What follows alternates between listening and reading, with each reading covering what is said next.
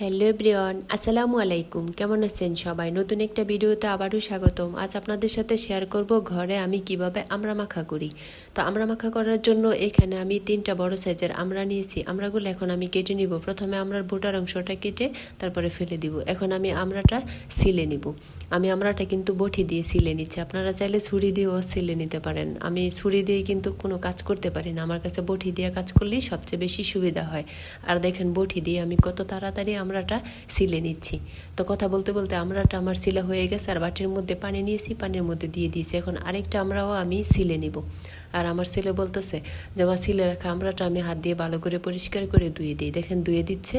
আর এরই ফাঁকে আমার কিন্তু বাকি আমড়াগুলোও সিলা হয়ে গেছে। আর পানির মধ্যে দিয়ে দিয়েছি। এখন হাত দিয়ে কষলিয়ে ভালো করে পরিষ্কার করে আমড়াটা আমি ধুয়ে নিচ্ছি। তো আমড়াগুলো ধুয়ে নেওয়া হয়ে গেছে। এখন আমি কেটে নিব। আর আমড়াটা আমি বটি দিয়ে এভাবে ফালি ফালি করে কেটে নিচ্ছি। আমড়া মাখাটা এভাবে ফালি ফালি করে কেটে নিলেই সবচেয়ে বেশি ভালো হয়। আর আপনারা যদি এইভাবে না কাটেন, আপনাদের পছন্দ মতো কেটে নিতে পারেন, কোনো সমস্যা নেই।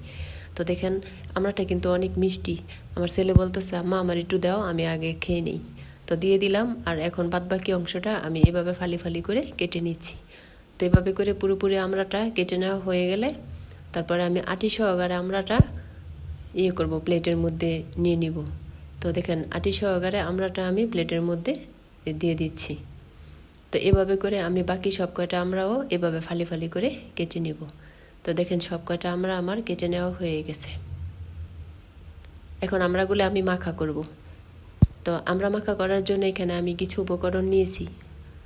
তো এখানে একটা প্লেটের মধ্যে আমি নিয়েছি শুকনা মরিচ, তারপরে নিয়েছি লবণ, এখানে নিয়েছি চাট মশলা, ধনেপাতা বাটা। আপনারা চাইলে ধনেপাতা কুচিও দিতে পারেন।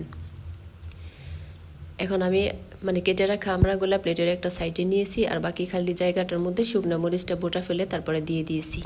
এখন দিয়ে দিব লবণ। তো লবণ দেওয়া হয়ে গেছে। এখন আমি মরিচটা ভালো করে ডলে তারপরে ভেঙে নিব। তো মরিচটা অনেক মুচমুচে ছিল, তাই সহজেই গুঁড়ো হয়ে গেছে। এখন গুঁড়ো করা মরিচটা আমি কেটে রাখা আমড়ার উপরে এভাবে ছড়িয়ে ছড়িয়ে দিয়ে দিব। তো মরিচটা আমি দিয়ে দিয়েছি। এখন দিয়ে দিব ধনেপাতা বাটা, তারপরে দিয়ে দিব অল্প একটু চাট মশলা। এখন দিয়ে দিব তেঁতুলের চাটনি। আমড়া মাখার মধ্যে চাট মশলা আর তেঁতুলের চাটনি দিলে খেতে অনেক ভালো লাগে। তো এখন এ পর্যায়ে আপনারা লেবুর রসও দিতে পারেন, পাকা তেঁতুলও দিতে পারেন। আমার কাছে নাই, এই জন্য আমি দিলাম না। এখন দিয়ে দিব অল্প একটু সরিষার তেল। আপনারা চাইলে কাসুন দিয়েও দিতে পারেন। এখন আমি সবগুলো উপকরণ হাত দিয়ে ভালো করে মেখে নেব। তো এভাবে কিছুক্ষণ মেখে নেওয়ার পর আমরা যে আটিগুলো আছে সেই আটিগুলোর মধ্যে এভাবে ডলে ডলে সব মশলা উপকরণগুলো আমি এভাবে মেখে নিব। তো আমড়া মাখা করলে আমড়ার আটিটা খেতেই সবচেয়ে বেশি ভালো লাগে।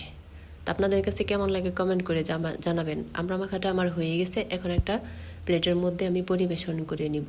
তো এইখান থেকে আমড়া মাখাটা প্লেটের মধ্যে নেওয়ার জন্য একটা প্লেট নিয়েছি।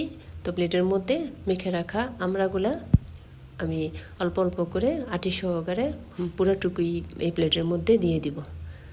তো দেখেন সব কয়টা আমড়া মাখা এই প্লেটের মধ্যে দেওয়া হয়ে গেছে।